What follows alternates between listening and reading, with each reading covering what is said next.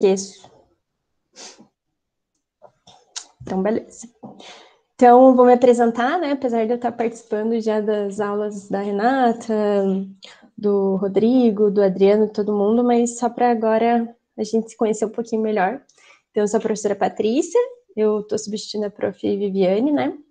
Então, a gente vai ficar juntos agora nos próximos encontros, que vão ser esses 2 essa semana, e mais 2 encontros no comecinho de fevereiro, tá? Então, como a ideia aqui era a gente trazer a parte prática, né, a parte de GRS, e infelizmente a gente ainda está vivendo nessa questão de isolamento e não podemos estar no IF, então, o que eu pensei para a gente ter um pouco dessa experiência prática na gestão de resíduos sólidos? Eu vou trazer aqui para conversar com a gente 2 colegas minhas, elas estudaram comigo, uma no mestrado e outra na graduação, e parece, né? Eu também achei que parecia o Rodrigo quando eu coloquei essa figurinha aqui. Eu falei, nossa, é a cara do Rodrigo, esse de óculos e barba, né? Também achei, Cadara. Oi, Adriano. Então, hoje a Flora que vai conversar com a gente um pouquinho. Ela é formada em engenharia ambiental, assim como eu, né? Já trabalhou com consultoria ambiental, ela mesma já tinha a consultoria dela, fez o mestrado na UFSC junto comigo, numa outra área, né, de pesquisa. Também ela faz alguns trabalhos voluntários, até depois, se vocês quiserem pesquisar e conversar com ela, é legal, assim, de entender como funciona esse projeto do Global Shapers, né? E também, atualmente, ela é voluntária desse projeto Escolas pelo Clima. Depois, se vocês tiverem curiosidade, ela pode conversar um pouquinho com a gente sobre isso também. E ela vai falar um pouquinho sobre o uso dos resíduos orgânicos em reatores anaeróbios. Então, essa foi a pesquisa dela do mestrado. Ela trabalhava num laboratório onde eles tinham um piloto disso, né? Então, ela pegava uns resíduos, que ela vai explicar para vocês, da parte orgânica, e inseria nesse reator, né? Para fazer alguns testes. Então, acho que é legal a gente entender essa questão de como os nossos resíduos, eles têm um potencial de produção de energia muito grande, né? Então, o fato da gente muitas vezes não fazer a segregação adequada, de acordo com aqueles ensaios também que vocês viram com a professora Viviane de gravimetria, de entender a composição do nosso resíduo, a gente acaba perdendo um potencial muito grande que tem ali, né? Então, por isso que é importante a gente dar uma atenção nessas questões. E daí, amanhã, quem vai falar com a gente é a Gabriela Sturm, ela até está aqui hoje para acompanhar, né, já como funciona, como que a Flora vai levar também a nossa conversa. E ela vai falar mais sobre a questão da avaliação do ciclo de vida e economia circular, pensando no âmbito alimentar, né? Porque todos os nossos resíduos, eles têm antes deles virarem um resíduo, né, eles são uma matéria-prima, eles são algo que a gente utilizou e que daqui a pouco não tinha mais utilidade, a gente exauriu o uso daquele material, pelo menos naquela forma, né? Então a gente tem que pensar, será que realmente a gente usou ele de todas as formas possíveis ou existe uma maneira de reaproveitar isso? Então essa é a ideia de pensar em mudar o jeito que a gente leva a nossa economia, de uma economia linear, né, onde a gente só usa as matérias-primas, produz e depois descarta isso sem reutilizar nada, ou se a gente consegue pensar uma maneira de utilizar melhor os nossos recursos, né? Então, essa é a ideia de a gente pensar numa economia circular, né? E a avaliação do ciclo de vida é de pensar qual... A Gabi depois pode explicar melhor para a gente, porque não é muito a minha área, mas em pensar qual é o tempo, o tempo de vida de cada um dos produtos, né? Então, conseguir estudar e avaliar isso, tá? Então, essa ideia é ela trazer um pouquinho dessa reflexão para a gente.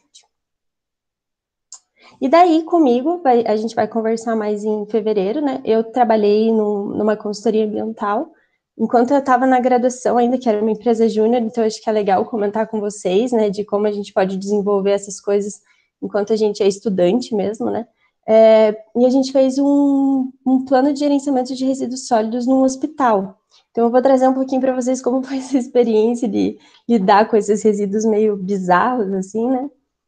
E também como que funciona a questão de classificação dos resíduos por uma norma brasileira, que é a NBR 10.004, tá? Então, essa é a ideia da gente trazer essa questão mais prática aqui para vocês. E também vou comentar daí no dia 11 de fevereiro sobre como foi o meu trabalho de mestrado, que também tinha um pouco esse foco de economia circular, assim como o trabalho da Gabriele, né? Só que no caso eu trabalhava com o lodo do tratamento de esgotos, tá? Então, a maioria dos resíduos são rejeitos, sim, Guilherme, mas alguns deles não. A gente ainda consegue fazer um tipo de tratamento neles para descaracterizar eles, então é um pouco disso que eu vou trazer. E como que a gente tem que pensar se eu tenho um hospital, para onde que eu vou mandar cada um dos meus resíduos, não vai tudo para o mesmo lugar, tá? Diferente de alguns tipos de processos que o resíduo vai para uma mesma destinação, no hospital a gente tem destinações bem diversas, né? E daí a gente vai falar um pouquinho sobre a questão de reutilizar todos os produtos que a gente tem no lodo de esgoto. Então, essa foi a ideia do meu mestrado, eu vou conversar com vocês em fevereiro. E como que vai ser a avaliação, então, dessa parte da disciplina? Eu pensei em a gente fazer uma coisa um pouquinho diferente, que seria vocês gravarem um vídeo ou um áudio e me mandarem, comentando sobre o que vocês acharam de interessante, o que vocês aprenderam nessas conversas hoje e amanhã com a Flora e com a Gabriele. Então, para vocês explicarem da forma que vocês absorveram, o que vocês tiraram de lição disso, né? O que vocês aproveitaram dessas conversas, tá? Então, bem livre, assim, eu não coloquei um tempo de vídeo ou de áudio, fica bem livre para vocês decidirem. Mas, assim, não vai ser 30 segundos, por favor, né? Mas só para vocês explicarem mesmo o que vocês gostaram desse momento, tá? E daí, para a atividade da parte 2, seria um questionário do Google Formulário, que eu vou deixar disponível. Eu coloquei o prazo dia 13 de fevereiro, porque o meu contrato termina dia 14, então a ideia é que vocês conseguissem entregar antes para eu poder lançar as notas dessa parte da disciplina, tá? Vai ser um questionário curtinho, mas a ideia daí é pegar o que a gente aprendeu nas aulas do dia 10 e do dia 11, tá? Esse é o meu e-mail de contato, então sempre que vocês precisarem pode me mandar e-mail. Estou também no Google Sala de Aula, então qualquer coisa vocês podem mandar mensagem por lá também, tá? Deixa eu descompartilhar aqui. Não sei se alguém quer comentar alguma coisa antes da gente passar a palavra para a Flora.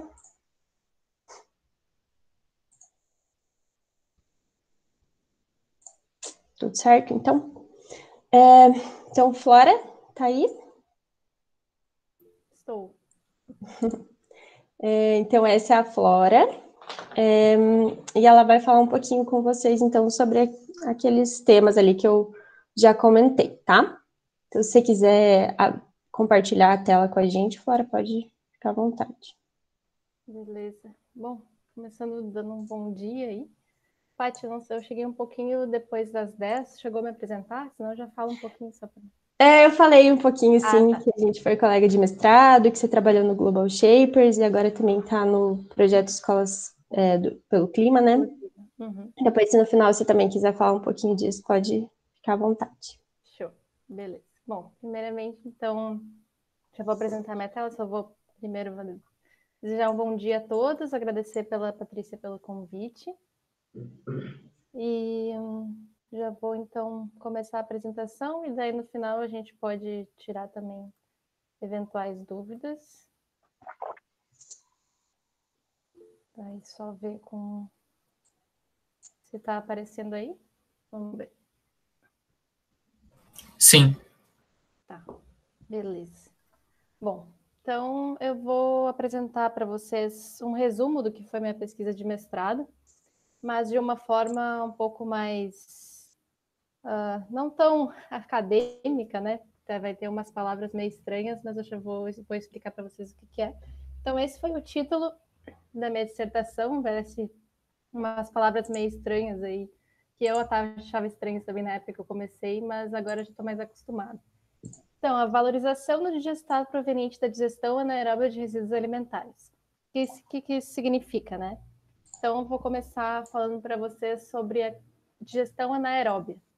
Então, a digestão anaeróbia nada mais é que um processo de decomposição de resíduos orgânicos. Então, pode ser restos de comida, por exemplo, ou também de poda, de grama, restos de vegetais, que são decompostos por bactérias. Então, de certa forma, a gente pode fazer um comparativo com a compostagem, só que a diferença principal é que a compostagem geralmente a gente faz em leiras, ou se a gente fizer em casa, a gente não consegue aproveitar o biogás, que é a diferença principal em relação à digestão anaeróbia, que é um processo feito dentro de digestores. Então, é um processo fechado, por isso que a anaeróbia não tem oxigênio. Então, essa seria a principal diferença. Mas a ideia é a mesma. Pode falar. Flora, só que ele está perguntando aqui, não sei se está vendo, tem o chat aqui, Ah, a compostagem, ele perguntou se a compostagem é aeróbia. Pode ser aeróbia e tem processos anaeróbios também de compostagem, né? sim, sim, com certeza. É só. Ela pode ter, você pode ter o revolvimento ali da matéria orgânica e Uhum. fazer com que entre oxigênio ou não, ou você pode ter um processo sem entrada de oxigênio também. Sim, obrigada pelo adendo. É que eu vou mostrar a imagem aqui só para explicar o que eu quero dizer. Que a diferença maior seria que a digestão anaeróbia geralmente acontece dentro desses digestores. Aqui é uma escala real. Então, a compostagem, apesar de poder ocorrer, né, tanto com quanto sem oxigênio, não é feita dentro desse tipo de digestor, né? Então, esse é uma escala real. E aqui é como aconteceria a digestão anaeróbia olhando-se por dentro, né?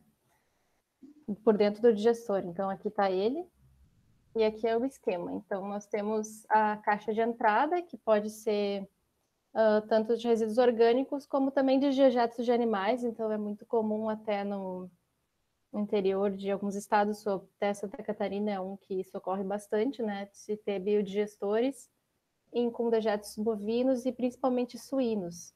Então, esses dejetos ou resíduos orgânicos entram no digestor, as bactérias começam a fazer a fermentação e decompor esse resíduo, e isso produz o biogás, que é composto principalmente de metano, mas ele também tem um pouco de dióxido de carbono e outros gases, mas o principal é o metano. E a vantagem é que a gente pode, então, aproveitar esse gás para produzir energia ou produzir energia na forma de calor também, e até como combustível. E a parte principal da minha pesquisa foi o outro subproduto desse processo, que é o biofertilizante. Então, também na compostagem a gente tem, né, o líquidozinho que sobra, que às vezes também é chamado de, pode ser chamado de chorume, ou pode ser chamado de biofertilizante, enfim, tem vários nomes. Na digestão anaeróbica a gente também tem esse líquido. Às vezes, dependendo de como é o processo e qual é o tipo de resíduo, ele pode ser mais em formato de tipo de lodo, assim. Ele é um pouquinho mais grossinho, mas o meu ele foi bem líquido mesmo. Vocês já vão ver daqui a pouco como é que ele é. Então, ele pode ser utilizado também, né, na agricultura, como um tipo de fertilizante, mas orgânico. Então, voltando aqui para a contextualização. Então, a minha pesquisa surgiu do grande problema que a gente tem no Brasil, é que a maior parte dos resíduos vai parar em aterros, então a gente não utiliza esses resíduos, eles acabam se tornando lixo, ou seja, eles não são utilizados mais como produto, e sim ficam no aterro até se decompor, dependendo do que for o resíduo, né? Por exemplo, o plástico vai ficar muito tempo lá, muitas décadas. No caso do resíduo orgânico, esse material que poderia produzir biogás, né, e também o biofertilizante, acaba se decompondo ali no aterro mesmo e não é aproveitado. E então, no nosso país, a gente tem que 50% do total dos resíduos que são coletados, né? Lembrando que nem todos são coletados, é um percentual ainda pequeno, mas a 50% dos que são constitui-se de material orgânico, né? Isso é uma média, né? Vai variar, claro, de cidade para cidade, de estado para estado, mas a média é essa. Então, por isso que surgiu, né, essa ideia da pesquisa, que é recuperar esses resíduos orgânicos e tratar eles com a digestão anaeróbia. Então, a gente tem, como eu comentei, o biogás, que é para produzir energia, para utilizar depois para produzir energia térmica e elétrica, e também como combustível. E o digestato, que está aqui no título, né, é esse biofertilizante. Então, esse é o nome que os acadêmicos dão no começo. Eu achei bem estranho esse nome também, mas a ideia é que ele é o que sobra da digestão, que não é o biogás, né, que é, então, o líquido, ou às vezes o lodo que termina, que sobra ali do processo de digestão. Então, nas usinas que tratam os resíduos dessa forma, ele é produzido em muitas quantidades.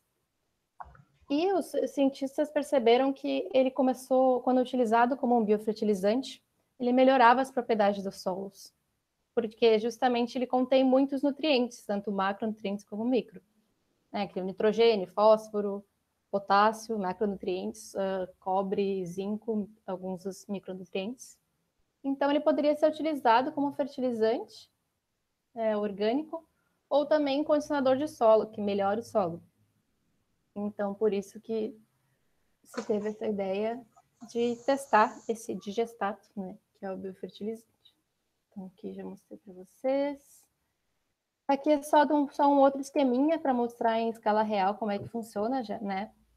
Então, existem biodigestores também que tratam o esgoto também, né? Então, esse caso é um esquema de um biodigestor que trata águas residuárias, né? Que é águas de esgoto, mas a ideia do processo é tudo mesmo, né? Sem oxigênio e as bactérias fazendo a fermentação.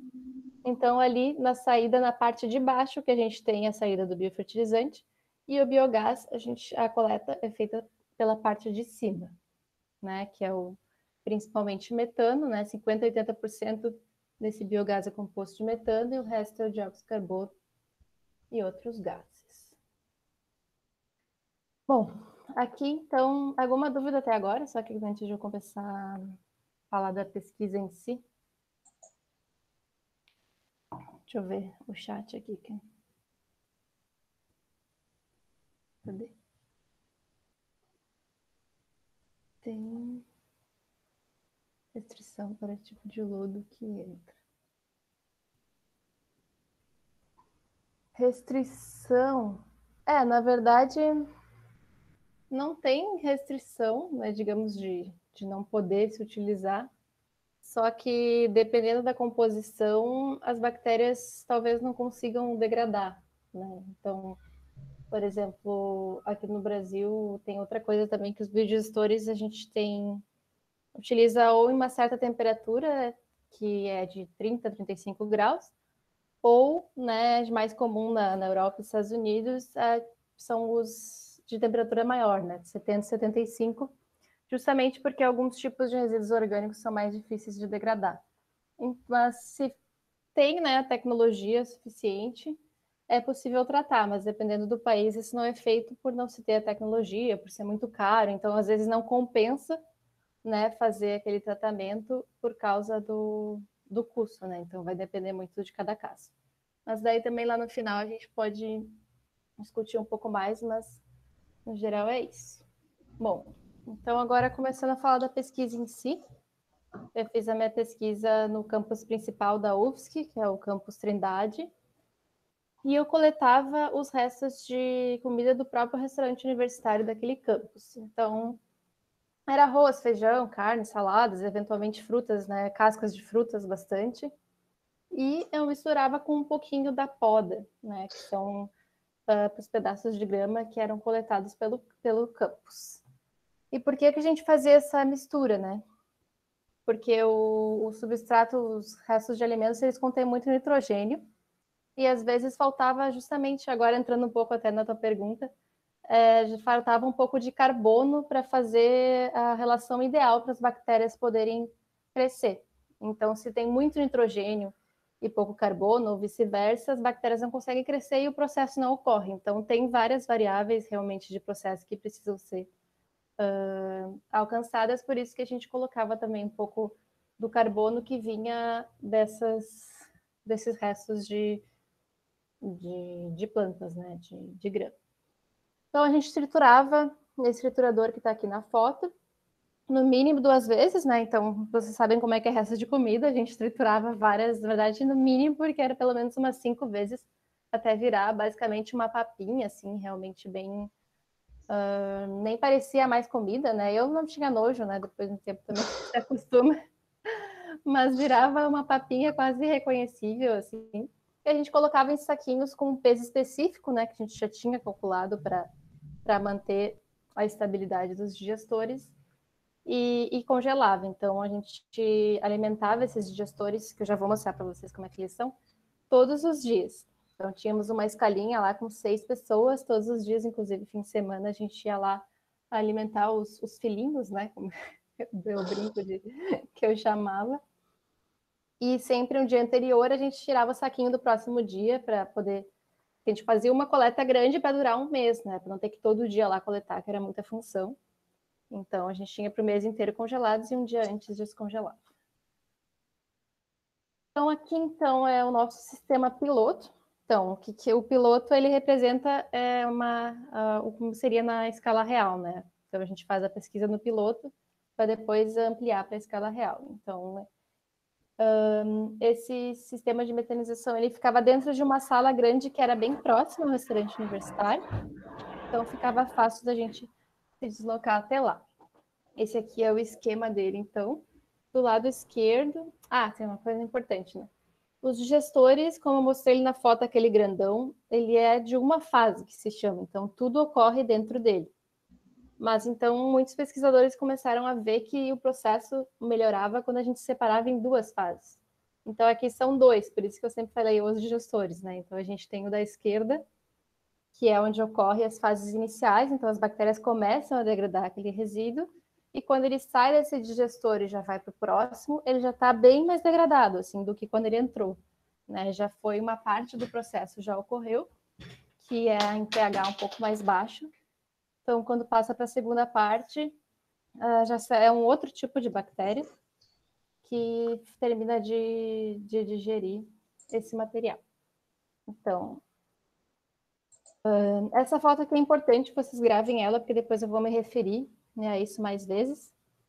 Esse é o digestato. Então, lá no final do processo, né, lembra daquele que eu mostrei o esquema grandão? A gente coleta esse líquido que sai na parte de baixo, que é o biofertilizante que eu utilizei na minha pesquisa, também chamado de digestato. E na parte de cima lá, vocês veem que tem um caninho. Esse equipamento que está ali, né, grandão do lado direito, é o medidor de biogás. Então a gente fazia a coleta também, medição diária do biogás. E o digestato também, todos os dias a gente coletava. Foi que eu vou utilizar depois para os meus plantios, que eu vou mostrar para vocês. Então aqui, estão eles na escala real. Né, o lado esquerdo é o que a gente chama de acidogênico, onde ocorre a parte que com as bactérias que vivem em meio mais ácido, em pH em torno de 3, e depois aqui já é em torno mais de 7. Né, então ele sai bem com o pH bem neutro, né? De 7, ou digestato, no caso. Então, para vocês terem uma noção do tamanho deles, o da esquerda é em torno de 30 litros, então ele ficava em cima de uma bancadinha, não é muito grande, assim, né? Talvez 1 metro de altura, essa parte, sem contar essa parte de cima ali da bombona. E o da direita é de 100 litros, esse sim era grande, acho que era quase 2 metros, então a gente tinha até uma escadinha que a gente subia para poder chegar nele, né? Aqui agora eu vou mostrar uma série de vídeos para vocês explicando como era feita essa alimentação, né? E para vocês verem que escala piloto é um processo, né, um pouquinho diferente. Ele serve para a gente obter os dados que vão nos ajudar depois para operar uma escala real. Então, o negócio é bem... Vocês vão entender quando eu começar a botar os vídeos. Então, a primeira fase a gente pega, né, como eu comentei, coletamos os resíduos do restaurante universitário e agora a gente começa a preparar eles.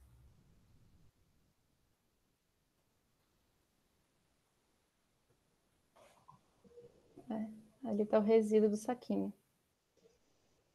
Então, basicamente, né, a gente colocava o resíduo ali no becker de plástico e a gente misturava com água, porque essa é uma digestão que se chama de via úmida, então tem água envolvida.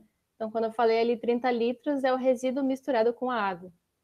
Flora, Oi. o Guilherme está perguntando se vocês faziam um cálculo, assim, uma medida das proporções. Por exemplo, um barril de resíduo do RU para 3 de folha seca, como que era essa proporção, assim? Sim, a gente fazia. A gente tinha a proporção que era 95% para 5%, e a gente tinha uma quantidade em gramas que a gente colocava todos os dias dentro do digestor. Ai, meu Deus, tô passando um helicóptero. Pronto. A gente colocava dentro do digestor, por exemplo, 700 gramas de resíduo. E dentro, aliás, 700 gramas, de resíduo no geral, e dentro das 700 gramas tinha 95% de orgânico e 5% de pó. Então a gente já misturava, esqueci de falar essa rápida, a gente já misturava previamente, depois que a gente fazia a trituração do resíduo do RU, né, do restaurante e da poda, a gente já misturava os dois com a proporção calculada. Então a gente tinha uma balança, a gente pesava certinho, né? Digamos que 95% agora meu cálculo tá 95 gramas, Sim, de 100, né? E tipo... 5 gramas é a poda. Então a gente misturava. Então cada saquinho tinha já 95% do restaurante e 5% da poda. Então o Na saquinho hora já. de vocês congelarem, vocês já congelavam certinho. Isso, porque daí a gente tinha 30 dias, né? Por exemplo, do saquinho certinho, com a proporção correta. E então isso facilitava, né? Porque se fosse fazer todo dia, né, ainda esse cálculo, essa preparação, daí seria muito trabalhoso. Então, o Uhum. saquinho já E pronto. a poda englobava tanto corte de grama, folha seca, corte de galhos, essas coisas das árvores do jardim da universidade, assim? Isso, os galhos não entravam porque era muito grande, o triturador nem conseguiria triturar, mas folhas secas, graminhas ali, né, que passava quando eles passavam um cortador de grama, tudo entrava, só o galho que não, realmente, por causa Do do tamanho tamanho. do. É. Uhum. Mas então já vinha tudo preparado, até vou botar o vídeo de novo. Então, não sei se vai dar para ver no vídeo, mas tipo umas coisinhas maiorzinhas ali são a parte da poda, que elas ficavam um pouquinho, uns fiapinhos ali que vocês veem é a parte da poda. Bom, então já estava tudo certinho. E depois de colocar, então, preparar esse resíduo, ó, como eu falei, a gente misturava com a água, né? Esse aí foi um dia que eu estava ensinando. E colocava lá em cima, lá naquela bombona. Tinha que abrir, né, as válvulas, misturava com a água e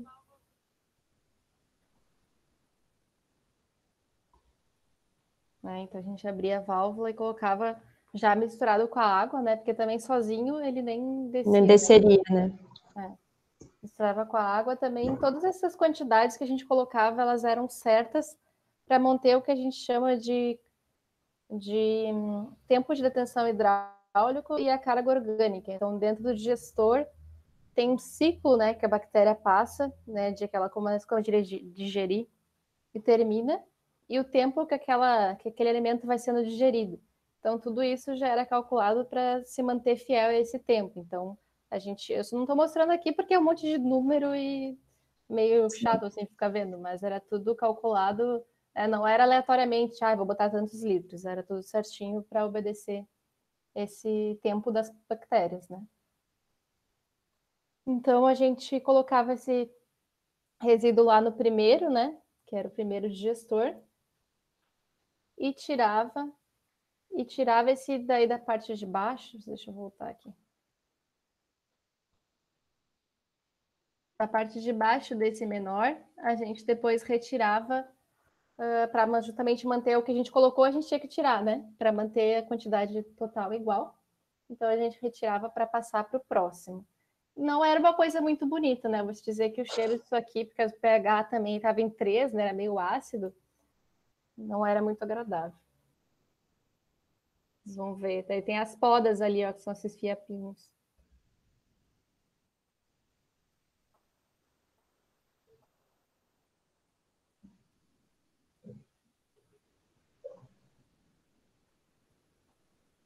Então, o que eu estava falando ali era justamente das quantidades, né? Tinha que fechar 2,8 litros para passar para o próximo digestor, que é esse grandão. E a poda, ela não conseguia ser muito bem triturada no primeiro digestor, ela terminava de ser triturada mais no segundo.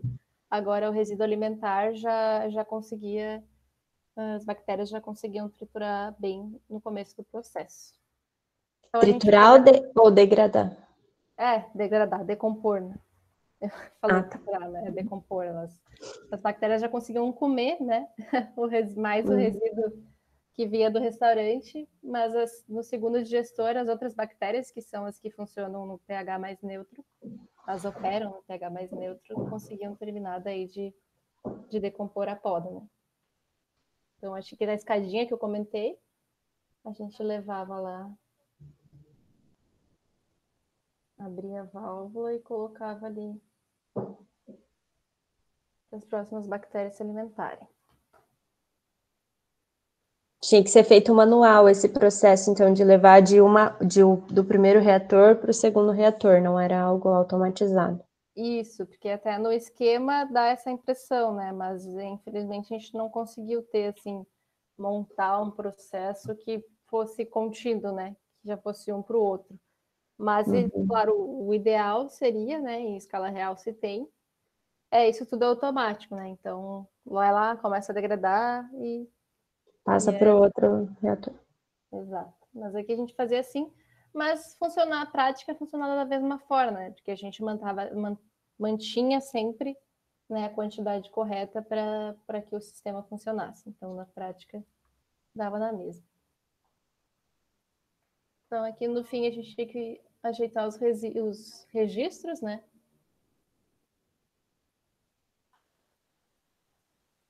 Então, o biogás saía por aquele caninho ali que está bem em cima, né? Que é onde ela abriu a válvula. E sempre que quando a gente fazia o processo todo, a gente deixava fechada a válvula de biogás aberta para não escapar um biogás enquanto a gente estivesse fazendo esse processo de alimentação. Então a gente sempre deixava fechada, né, para não escapar. E no final a gente abria, né, para daí o biogás circular, porque ele vai sair ali por cima, né, vai estar sendo produzido, e ele passa pelo leitor de biogás. Então aqui eu estava explicando para ela quando a gente fosse começar o processo, fechava. E para poder fazer a leitura também, ó. Então, esse é o medidor de biogás. Aquele que é o que estava no esqueminha também. Daí, por final, a gente coleta o meu biofertilizante, que é o que eu utilizei na minha pesquisa, que é bem líquido, né? Como eu comentei. Ele sai bem liquidozão. E não sai tão escuro que nem um chorume de compostagem caseira, assim, que ele é bem marrom, né? Não, ele, na verdade, dependia também da quantidade de resíduo que a gente colocava. Às vezes ele saía mais clarinho, às vezes um pouquinho mais escuro, mas no geral ele não era tão escuro quanto esse chorume, não. Mas dessa corzinha mesmo que vocês estão vendo era o que era normal. Assim. E aqui ele já saía com bem menos cero, assim, já era uma coisa bem mais, que a gente chama de estabilizada, né? Que as bactérias já degradaram bem, né? Decomporam, aliás, bem esse resíduo.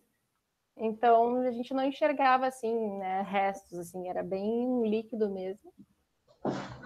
E essas bactérias, vocês tinham que fazer a inoculação de algum tipo de cepa de bactéria no reator? Ou essas bactérias, elas se desenvolviam naturalmente depois de um período e não precisava fazer nenhum tipo de inoculação de uma cultura específica? Como que era isso?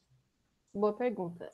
Quando esse reator, os gestores começaram a funcionar, para começar o processo, né, quando eles estavam paradinhos, não tinha nada ali, né, foi colocado, agora eu não sei a quantidade, mas dejeto bovino com bactérias vivas para dar esse start, né, para começar o processo. Então, já para dar forças, né, para as bactérias se reproduzirem ali e começar o processo, foi inoculado esse dejeto bovino já contendo bactérias ali e, né, inspirar as outras ali para crescerem.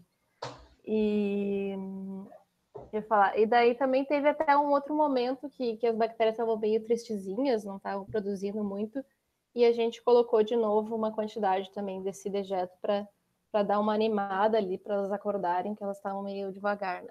Então, mas a ideia era não ficar fazendo isso o tempo inteiro, né? Para elas conseguirem justamente se virar sozinhas. Mas teve uma vez que a gente, tirando no começo, né? Teve outra vez que a gente colocou também. Até vou falar que vez foi, né? Em breve, que para vocês entenderem por que a gente teve que fazer isso. Então aqui é só para a gente rir um pouco, né? É os perrengues, às vezes, que a gente passava, as coisas que tinha que se virar nos 30, né? Então, o medidor de biogás, como eu comentei, esse bonitinho aqui da direita, ele demorou até ser utilizado, porque ele estava estragado. Então, antes a gente usava esse da esquerda, que nada mais é que um êmbolo, que era conectado ao caninho do biogás. Então, a gente calculava, a gente deixava ele numa certa posição, chegava no outro dia, né, que a alimentação era diária, e via o quanto que ele tinha subido, e anotava esses centímetros, né, para ver quantos centímetros desse êmbolo o gás empurrou. Mas esse ficou só por um tempo, depois, bom que a gente conseguiu arrumar esse aqui, porque era só ler, né, o quanto que ele tinha mudado de um dia para o outro. A gente anotava o valor. E vocês calculavam o volume de gás ou nesse cilindro ou não? Só... para ser sincera, essa parte do biogás era da minha doutoranda, né? Então eu não sei como é que ela fez o cálculo quando tinha um êmbolo. Mas ela devia fazer um cálculo ali justamente para... Porque a gente tinha o volume do cilindro e o quanto que ele subia. Então ela... imagino que deve ser o volume do biogás. Ela devia calcular depois esse volume. Até porque esse da automático aqui também era bem mais fácil, né? A gente conseguia ver justamente quanto a mais foi produzido de um dia para o outro.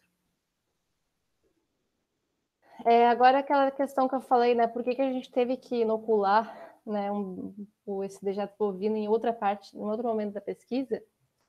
Foi porque um dia, né, que o resíduo ele não queria descer pela válvula, essa aqui de cima, né? Pela válvula não, pelo esse galão de plástico aqui que a gente improvisou para colocar Esse o funil. Funil. Literalmente um funil, né, para colocar. Ele não descia de jeito nenhum. Então eu tinha me dado a dica, né, a doutoranda, de colocar um cano para ajudar a baixar, né? Só que daí o cano foi abduzido. Literalmente ele foi sugado pela força do gás ali na hora e entrou lá para dentro desse digestor enorme aqui, né, que vocês estão vendo do lado esquerdo, a foto do lado esquerdo. E como, né, essa é uma coisa que eu ainda não falei, mas esses dois sistemas, eles funcionavam sob agitação, né, que estudava também o que ajudava as bactérias a também fazer a decomposição. Os dois tinham, como se fosse parecido com uma hélice mesmo de um barco, por exemplo. Ele girava a uma determinada velocidade também, né, já arranjada, né, automatizada. Tinha também, esse é uma coisa legal do sistema, que ele era automatizado para agitar de tanto em tanto tempo, durante tantos minutos. Isso era legal também, né? Só que eu pensei, bom, não posso deixar o cano ali, porque senão a hélice pode estragar, pode acontecer alguma coisa, sei lá o que vai acontecer, né? Exato. Então eu chamei o estagiário da época e o anterior para me ajudar, porque essa tampa aqui era pesadíssima, assim. Era muito difícil de levantar, a gente conseguiu, assim, com muito esforço, levantar. E o estagiário quase que não entrou para dentro, mas foi meio complicado, assim, tentar tirar o tal do cano. Mas deu tudo certo. Só que eu não sei se as bactérias não gostaram, que de repente receberam um oxigênio lá que elas não estavam esperando. Mas elas ficaram um tempo tristes, né? Então a gente deu uma injetada ali do dejeto bovino para elas se animarem de novo. E depois tudo voltou. Mas são coisas que acontecem, né? Mas o que importa é que a gente conseguiu, de qualquer forma, no final, coletar dados bem interessantes. E apesar de, claro, os sistemas em escala real serem melhores, às vezes podem acontecer algumas coisas também. Não assim, né? O cano ser abduzido, mas tipo das bactérias não estarem querendo produzir, por exemplo, e outras coisas também. Que nem você está falando das bactérias, o professor Daniel estava falando aqui da questão das minhocas, né? Então, quando a gente trabalha com organismos vivos, a gente tem esse fator, né? Que é uma instabilidade ali, às vezes acontece alguma coisa, muda uma temperatura, entra um resíduo com uma característica diferente, e elas já não se sentem tão bem assim, então dá uma desestabilizada, né? É tipo a gente comendo uma coisa que a gente não é muito acostumado, às vezes dá um revertério ali. Exatamente, Então mas não. é assim quando a gente está trabalhando com organismos, né? Exatamente. Então, não importa se é um micro-organismo que a gente não enxerga, ele se afeta de qualquer forma, né? É bem isso. Obrigada pela contribuição aí. Bom, e daí a surpresa, né?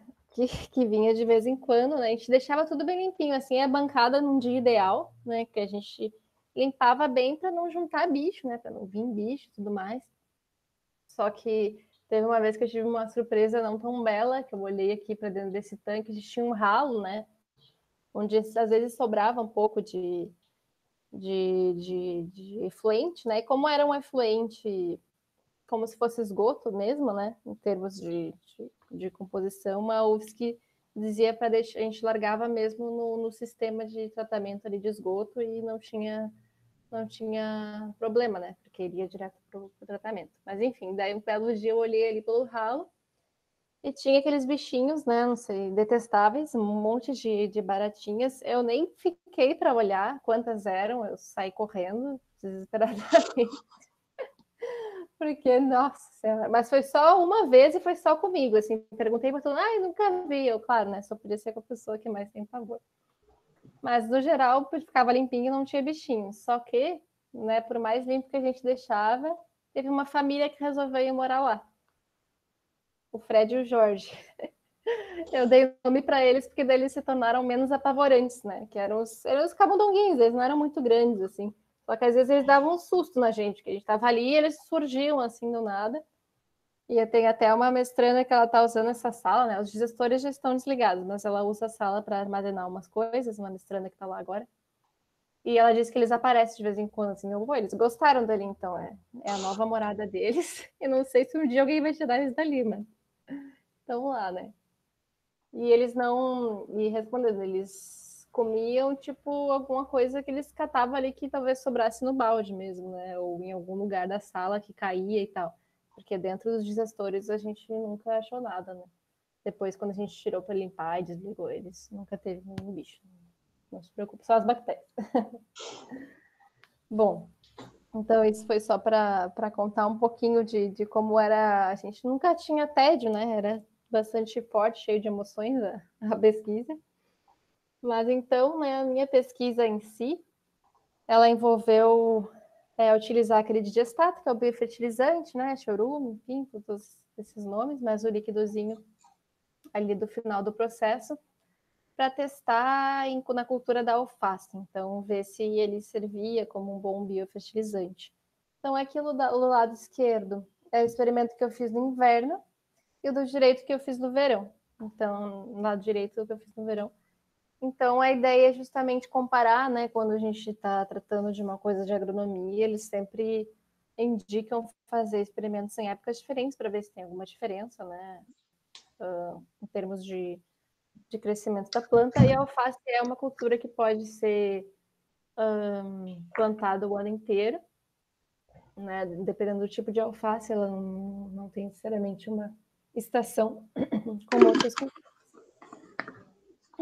Bom, então aqui são só os tratamentos, né? Eu vou mostrar eles para vocês depois, que essas letras todas aí podem confundir um pouco. Então, meu primeiro tratamento, esse DS eu chamo de digestato sólido. Peraí que eu vou tomar uma aguinha. Pronto. Que é o digestato no formato sólido. Basicamente, eu peguei aquele líquido e sequei ele em uma estufa, numa temperatura de 60 graus, mais ou menos. Peguei o pozinho e apliquei como se fosse um fertilizante sólido, né, em grão, que a gente mistura, né, com os vasos. Então, aqui do lado esquerdo, nos próximos slides que eu vou mostrar para vocês, sempre vai ser o experimento de inverno e do lado direito o experimento de verão. Né? Inverno, primavera, primavera, verão. Então, aqui na primeira semana após a germinação, ou seja, depois das sementinhas de alface, eu coloquei 5 sementinhas de alface, né, que se recomenda, para depois escolher uma que cresceu melhor e plantada aí no meio desse vaso, né? Então, por isso que aqui já tem 2 que dá para enxergar. Aqui, então, já com ela sozinha. E esse tratamento, ele não teve um resultado tão bom quanto os outros, vocês já vão ver para complementar, né, o de estado sólido. Porque no de verão, por exemplo, vocês vão ver que ela não cresceu, e no de inverno ela cresceu bem pouco. Já vão ver em comparação aos outros. Esse é o líquido, então é o digestato líquido puro lá que eu tirei. E coloquei também, isso tudo é em quantidades também pré-determinadas, de acordo com as recomendações, nada é aleatório, né? Mas tudo com as quantidades certinhas recomendadas pelo Manual de Adubação para Até tinha alface. uma pergunta aqui, se esse biofertilizante você usava ele diluído ou não? Ele poderia ser bruto mesmo, seja seco ou seja líquido? Uhum. Então, a minha ideia era justamente ver se ele não diluído funcionava, né? Então, aqui, por que eu botei 100% DL? Porque ele não está diluído, né? Então, aí eu coloquei a quantidade dele pura, né? No primeiro dia que eu mergulhei ele, e depois eu adicionei água, mas a água era igual para todos os vasos, né? Que seria só para Para complementar irrigar mesmo. essa irrigação inicial. Então, nesse tratamento 2, é ele puro, sem diluição na água. Mas daí o que aconteceu com esse tratamento? No inverno, não cresceu de jeito nenhum, tanto que não tem a continuação aqui, né, do lado esquerdo, né, esse tratamento, mas no verão já deu um resultado melhor, né? Então, uma pequena variação entre os vasos. A gente fazia 4 tratamentos justamente para ter uma média boa, né? Que são 4 vasos para cada um. E ela já cresceu bem melhor. Então, isso usando ele puro, né? Então, se é um resultado que considero bom, por quê?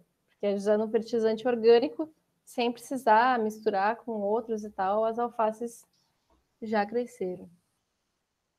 Esse tratamento é o que a gente chama de comparativo, né? Que é um fertilizante mineral, que é o comum que a gente compra, né, na agropecuária. Então, tem uma mistura de nitrogênio, fósforo e potássio, né, na quantidade correta para corresponder ao que a alface gosta. Então, claro, é comum que a gente tenha um resultado bom, que é a quantidade certinha de cada um desses nutrientes para a alface crescer. Aqui a foto está com um ângulo diferente, mas na verdade elas cresceram tanto no segundo tratamento que foi até difícil tirar a foto essa de frente, né? Por isso que está aqui de cima. Mas você vê que a cor dela também ficou mais verdinha. Esse tratamento aqui é um que é interessante, porque a ideia da pesquisa não foi só ver se o orgânico sozinho funcionava bem, foi ver se ele ajudaria a diminuir o uso dos fertilizantes minerais. Então, esse aqui que eu fiz, né? Calculadas as proporções certinhas, eu misturei o meu digestato líquido puro com um pouco do mineral, 50-50, né? A quantidade, a proporção certinha. Então, aqui vocês veem que o resultado, né? Depois eu vou mostrar aqui para vocês, mas os resultados em termos de nutrientes também, que eu calculei nas minhas análises, também deram estatisticamente igual entre esses dois tratamentos. Então, o digestato puro ou o digestato 50-50 misturado com o mineral deu estatisticamente igual, né, em termos de crescimento das alfaces. Você vê que elas estão bem bonitas aqui também. E esse tratamento aqui é a mesma coisa do que o anterior, só que ao invés do líquido é o sólido, né? Ou seja, eles depois de seco, que daí não teve um resultado tão bom quanto os dois anteriores, mas de qualquer forma as alfaces cresceram tanto no inverno quanto no verão. O controle é o tratamento que não tem nada, então é só o solo e a gente planta alface, então para tu ver que realmente a alface ela precisa de nutrientes, né? Porque ela não cresceu nem no verão, nem no inverno, nem no verão, né? Então faltou, né, nutriente para elas. E outra coisa que é interessante, que também não, é que tinha milhões de tabelas, mas não vou mostrar aqui para você. Mas é que os tratamentos que eu usei no digestato, eles melhoraram o solo também. Então, principalmente com o digestato líquido, eles aumentaram o pH do solo, que a alface também precisa de um determinado pH para crescer, né? Toda planta cresce melhor em certas condições ideais. Então, apesar, às vezes a alface não cresceu tanto, mas pelo menos já melhorou o solo, né? Então, pode ser utilizado, por exemplo, como um melhorador do solo. E esse último tratamento que eu fiz, né, eu fiz só para tratamento de verão, né? Tanto que tem aqui as datas, tanto que eu comparei aqui ao lado esquerdo é o tratamento 7, que eu só fiz no verão, que eu pensei assim, e se eu pegar só, se eu diluir, então aquela pergunta que ele fez, né? Se eu diluir o digestato, ao invés de usar ele puro, então eu diluí 50% digestato, 50% água, e testei esse tratamento 7 só no verão. Então aqui vocês vão ver que até que o puro, né, ele deu o melhor resultado, que é esse do lado direito, do que o misturado. Mas quando a gente vai olhar depois, que eu não trouxe aqui, mas no meu resultado da dissertação, estatisticamente, eles deram similares em termos de nutrientes, assim. Então não fez tanta diferença fazer essa diminuição. Né? Então aqui só para encerrar, né, esse dia foi o dia do assassinato das alfaces, tô brincando. É que infelizmente para pesquisa a gente não podia comer todas essas alfaces, né? Então, o que a gente fez foi. Aqui é só a Paty foi me ajudar a se despedir, mas na verdade eu fiz, que a Paty era de outro laboratório, né? Eu fiz com o meu grupo lá de pesquisa, a gente corta rente ao solo, então separa as raízes das folhas, pesa, né, para ver ela. Para ver como é que está o peso tanto das raízes quanto das folhas, e depois seca e vê o peso delas secas, e daí tritura, né? Infelizmente destrói, né, completamente, tritura mesmo a mão, né, moe, né, na verdade a gente moeu a mão, para ficar um pozinho, e então fazer todas essas análises que eu comentei um pouco dos resultados com vocês, e ver os nutrientes da planta, os nutrientes no solo, então os resultados em fato, né? Porque para você dizer se o teu digestato ele era bom ou melhor ou pior do que o mineral, você não avaliava ela só em termos visuais, né? Não era só ali olhando a foto da planta, era analisar o solo em termos dos nutrientes, a raiz e a folha da alface. Então, ali a gente, né, a Flora só mostrou a questão visual, porque é mais legal, mas tem todo um monte de dados, né? E análises químicas mesmo, né?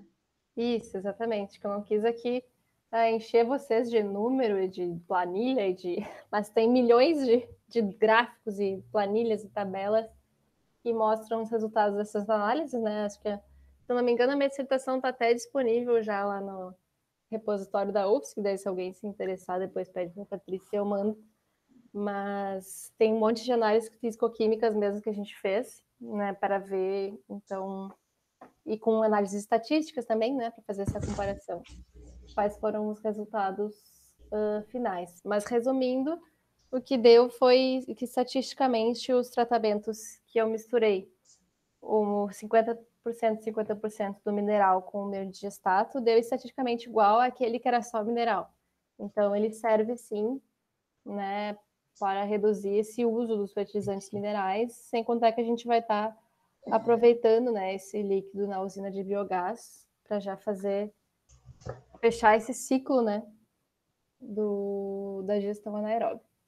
Então, aqui foi um dia, só para mostrar para vocês que a pesquisa um dia terminou.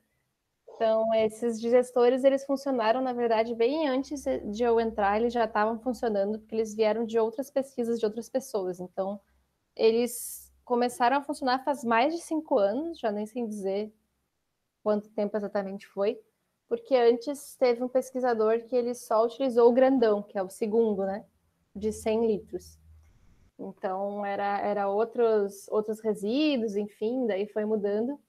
Mas no final de dezembro de 2019, eu fui lá para desligar os digestores, né? Então, o videozinho. Ali é aquele painel, é o que a gente via a temperatura, né? E a agitação também estava funcionando certinho.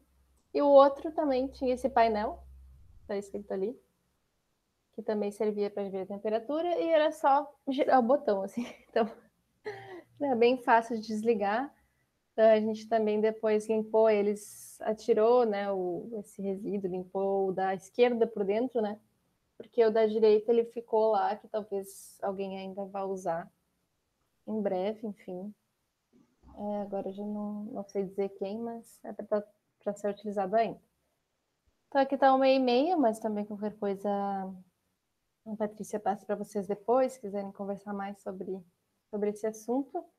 E aqui, né, um pequeno momento propaganda, né? O que eu fiz depois do mestrado? Então, eu terminei o meu mestrado em março do ano passado, mas entreguei a dissertação que a gente tem 2 meses, eu tive, né, 2 meses para corrigir mais ou menos em junho, então toda uma questão de fazer artigos também, pandemia, essa loucura toda. Eu fiquei um tempo buscando novos projetos, mas daí eu tive essa ideia de fazer uma página, né, uma marca, na verdade, que é a Esfera, para postar conteúdo sobre meio ambiente, sustentabilidade e tudo mais, que eu acho interessante. Então, aqui são algumas das postagens, como vocês podem ver. Então, se alguém se interessa e quiser seguir, fica aí à vontade, né? Eu fiz a página em novembro, então ainda é bem recente, mas a ideia é ir crescendo aos pouquinhos, né? Então, é isso que eu tinha. Espero que tenham gostado aí, se tiverem alguma dúvida. Deixa eu ver. Kadari, Pois é. é um misto de sentimentos, né, quando termina, porque ao mesmo tempo que aí você se apega a um paciente ali que você estava alimentando durante tanto tempo, mas também é bem cansativo, né, então... Sim, as minhas amigas até brincaram, né? Ah, mas coitadinha delas, vão morrer tudo, não sei o quê. Mas, enfim, né? Faz parte, mas até que ficou bastante tempo, né? Deu para fazer bastante pesquisa ali com elas, enfim. Eu acho que as perguntas que vocês tinham feito eu fui fazendo ao longo da fala da Flora. Eu não sei se algum professor quer complementar, eu acho que o Adriano tem bastante questão da química ali, né, envolvida. Pode Pode ir falar para que a lá, química Adriano. não é a minha especialidade. Bom dia, Flora, prazer em conhecê-la.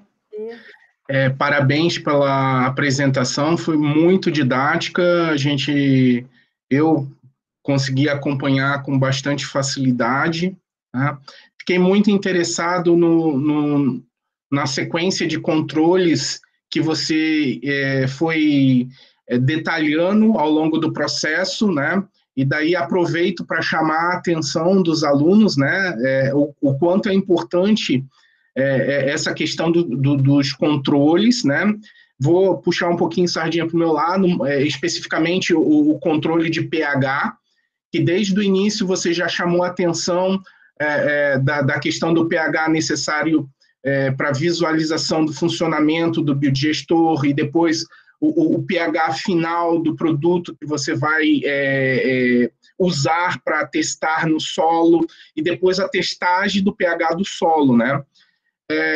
Especificamente do pH, eu achei incrível uma informação que você trouxe, a questão de que o uso do líquido no solo acarretou numa variação do pH do solo. Você podia só explanar um pouquinho de novo?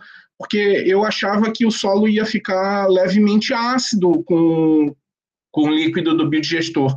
E tu traz uma informação que é muito interessante, né? Porque qualquer produto que aumente o pH do solo, né, e que favoreça a diminuição da necessidade de calagem, que é o uso de calcário, né?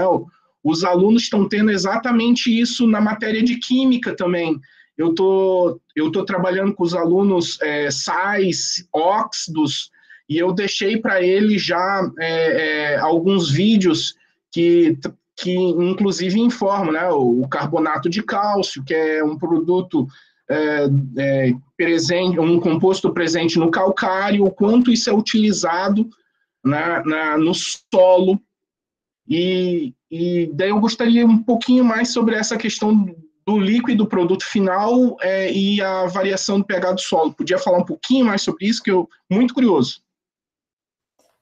Sim, que bom que trouxe esse ponto, que tem uma questão que eu esqueci de falar ali, quando a gente trabalhou com... Eu comentei, né, que na primeira fase o pH ficava em torno de 3, e justamente o que a gente fazia para o processo funcionar melhor, a gente adicionava uma pequena quantidade, não era muito, de bicarbonato de sódio, né, para quando fosse passar para a segunda fase, né, para as bactérias não levarem um choque assim muito grande, né. As bactérias que funcionam com pH, na verdade, é em torno de 8, né? As bactérias metanogênicas que estão na segunda fase dos digestores. Então, para esse líquido, né, o que era já semidecomposto, passasse para o segundo digestor, então já chegava um pouquinho, com pH um pouquinho melhor. E aqui eu vou mostrar rapidinho o slide do resultado do...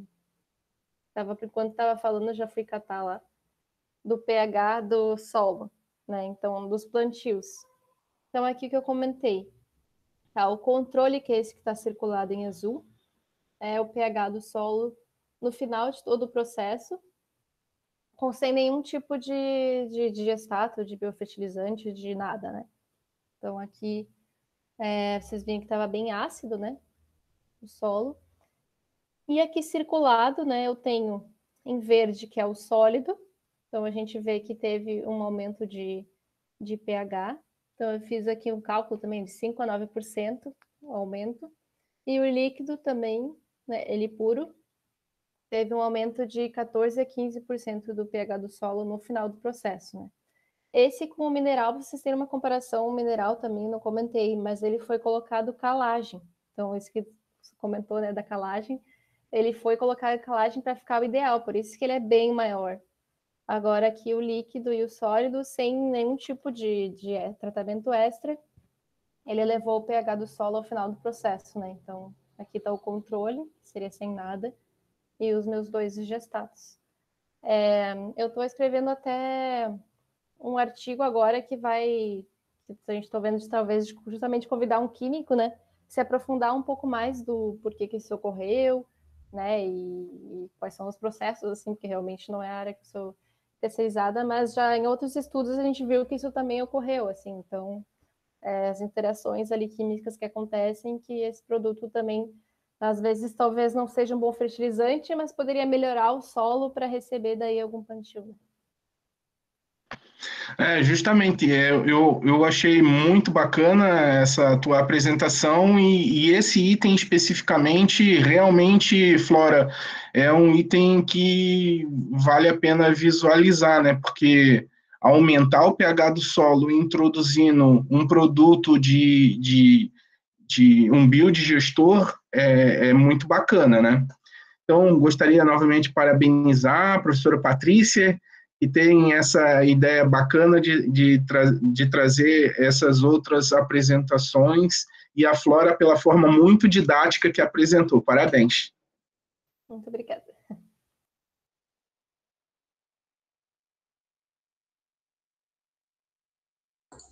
Eu acho que é legal a gente ver nesse processo todo justamente isso, né? O potencial que a gente tem, como eu já tinha comentado no começo da aula e que a Flora reforçou muito, né, mostrando todo o trabalho dela, de produzir produtos com valor agregado, né? No fim também a gente acaba envolvendo um pouquinho aqui até de economia circular, né? Porque era um produto que eventualmente estaria indo para um aterro sanitário, a gente estaria perdendo um potencial muito grande que tem ali, né? Então, além da gente recuperar um produto desse tratamento, né, desses resíduos, a gente também produz energia. Então, como a gente tem que dar mais atenção mesmo para os nossos resíduos, né? A gente está perdendo dinheiro, né? A gente jogar os resíduos fora, simplesmente deixar num aterro, a gente está perdendo um potencial muito grande aí, né? Então, é algo para a gente refletir mesmo, como profissionais da área de meio ambiente, vocês, né, quando se formarem, como a gente fomentar mais iniciativas nesse sentido, né? E, Flora, o professor Daniel aqui perguntou se você guardou uma amostra desses micro-organismos ao final ou não, como que é isso? O que a gente tem na geladeira, a gente não tem a amostra dos micro-organismos vivos, né? No caso. Mas a gente tem em geladeira todas as amostras que foram coletadas durante...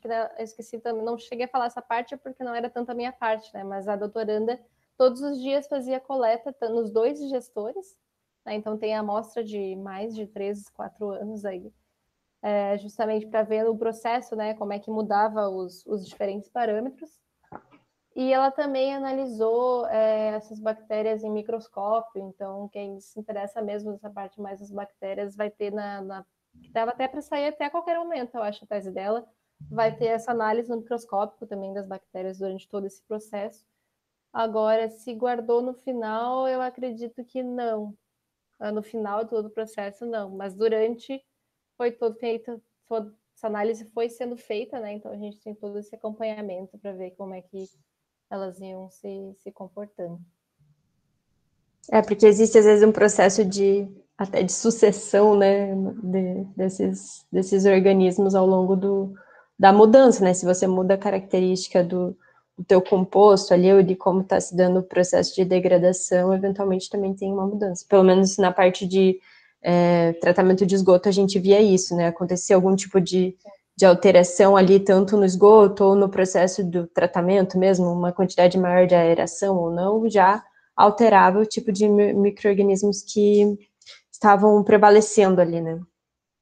Isso, e até se eu tivesse mais tempo, né? Claro que no mestrado realmente é muita coisa.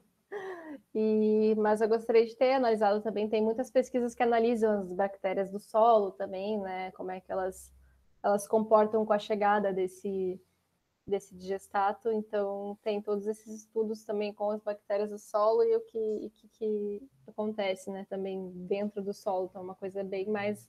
Eu sou engenheira ambiental, né? Uma coisa mais da área de agronomia, da química, né? Legal. Não sei se mais alguém quer complementar alguma coisinha.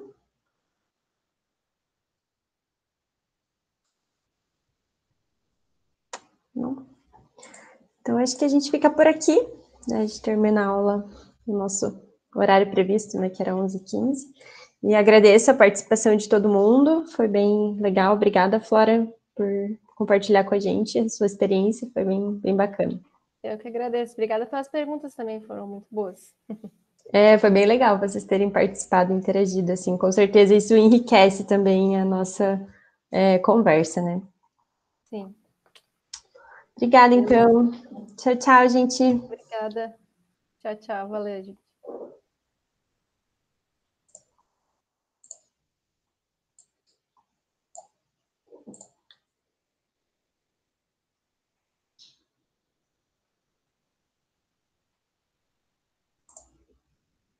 Obrigada, Flora. Foi bem legal a tua participação. Saiu todo mundo? Acho que tá o professor Adriano ainda. Não sei. Desculpa, é que eu tô tirando fotos dos comentários para ver se tem alguma coisa que eu não respondi.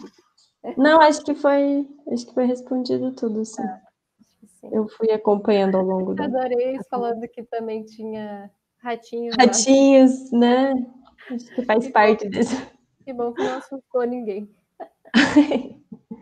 Vai ser bem legal. Obrigada, então. A gente se fala, então. Foi divertido, até me animei para terminar meu artigo agora. Foi bom. Então tá bom. Um abraço. Nos falamos, até mais. Tchau.